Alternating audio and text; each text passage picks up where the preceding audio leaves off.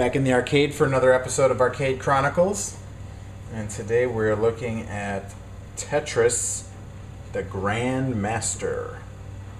This game came out, I believe, in the late 90s. We'll see here in just a moment, but I think 1999 or so.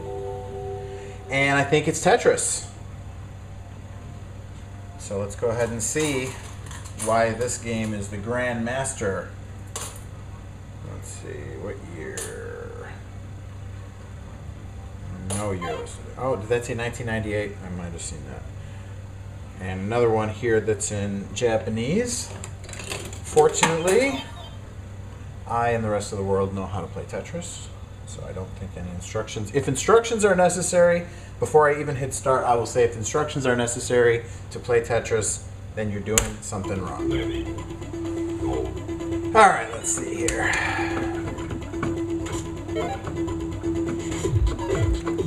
So my wife and I have a long-standing Tetris rivalry. We both claim that we're the best, and I think we both have made legitimate arguments to that point in the past, but since she's not here right now, I'm just going to go ahead and tell you I'm the best.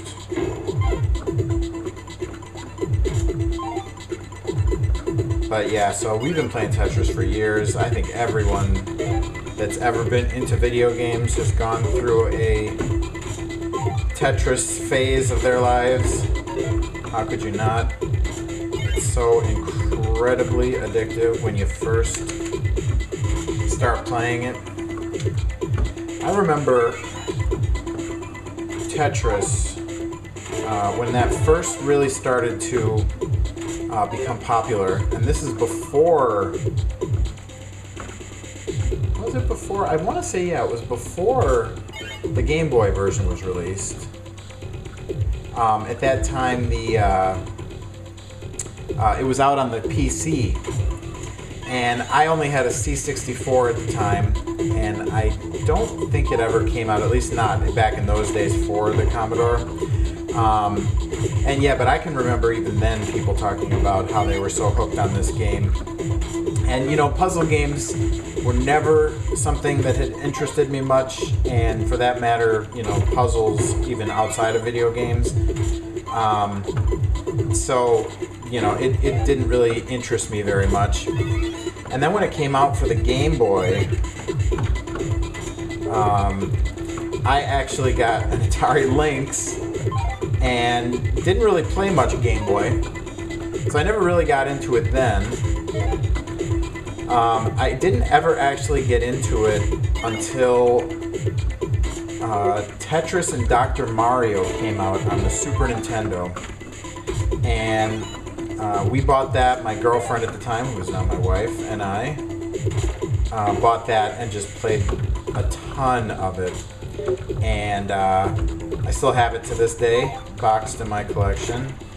And yeah, that was where I really had the love for Tetris ingrained into me.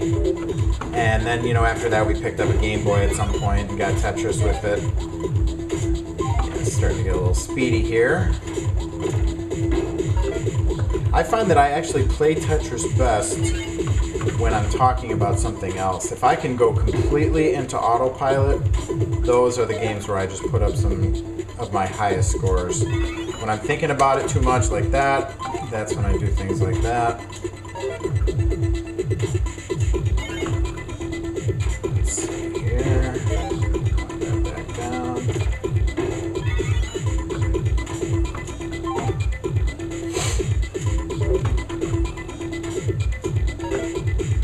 So yeah, I guess my point with all that explanation was mainly to say that I was kind of a late Tetris bloomer, but like everybody that ever played video games, I think I did have my Tetris obsession phase where I just couldn't get enough of it, and I was playing it all the time. And oh, this is really moving quick now.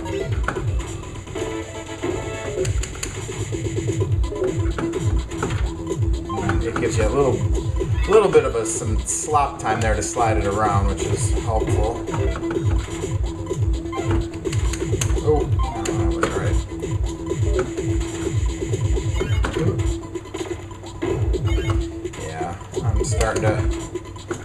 get into trouble here. Oh, that wasn't so good. Oh, nice one though. That was a good recovery. No, that was terrible. Yeah, it's starting to fall apart on us a little bit here.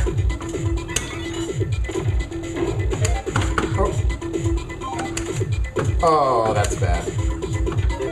That's really trouble. Oh, yeah, that's about it. Sometimes, you know, you like to see if you can get one last line out of it when it's really falling apart. Oh, come on. There we go.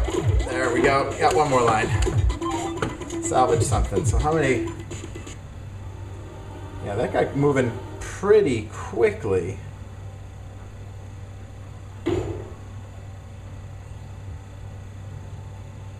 And yeah, I don't think I made the board. Wow.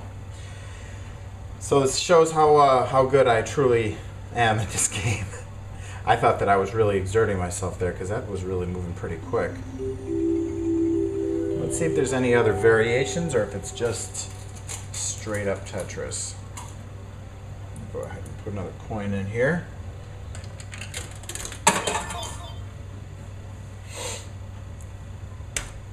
Yeah, it doesn't even give me any options. I guess it does have a two-player option there. So let's see. So we start off at level 9 here. So yeah, I'm not, again, you don't want them to mess up Tetris too much, so you don't want to mess with the formula too much. I guess I'm just wondering, why was this game even necessary? Because it doesn't seem like it does anything different than the old versions of Tetris that I still see occasionally out in the arcades. The old Atari version.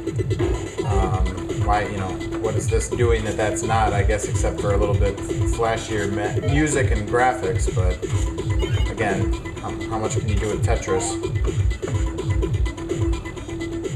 For most Tetris players, the only song they can ever hear in their heads when they play is a Game Boy theme anyway.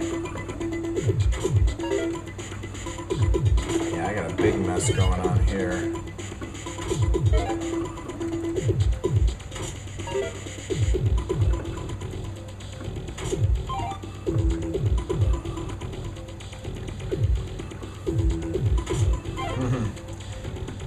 Not looking too good at the moment. I think we can clean it up, but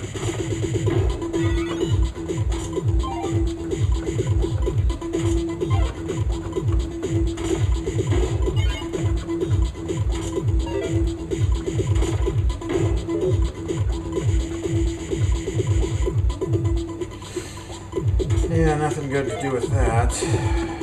Let's see.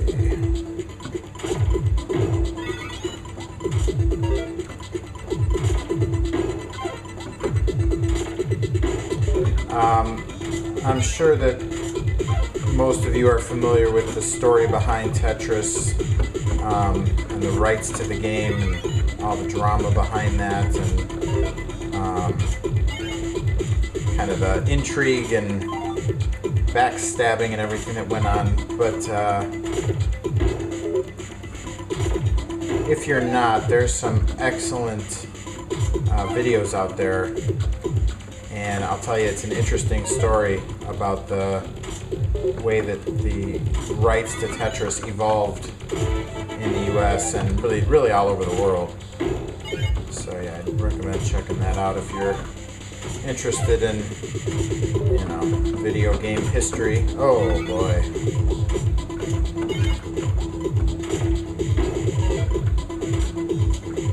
Man. No! What are you doing, you fool?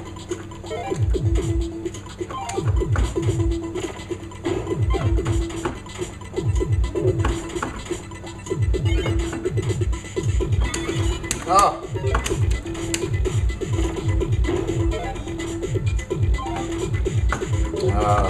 That was my last chance to do anything.